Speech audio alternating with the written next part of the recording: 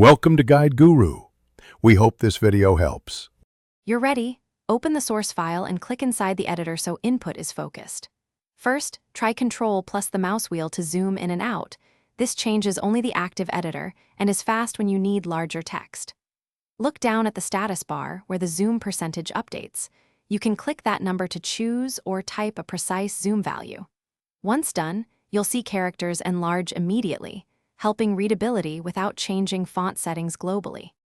Next, make sure the behavior matches how you work by opening Tools, then Options, and navigating to Text Editor right arrow General to enable or disable Control plus mouse wheel zoom. Note that the zoom control on the status bar is per editor window. If you split the view, each pane can have its own percentage, which is helpful when comparing files.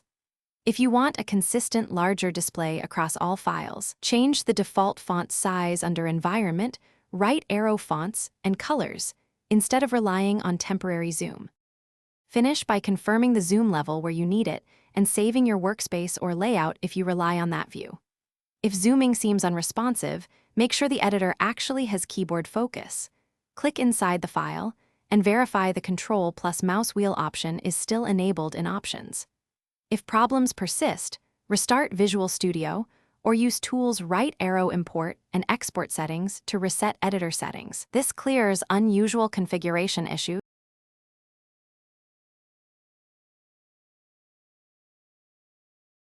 Thanks for watching. Consider subscribing if we helped you today.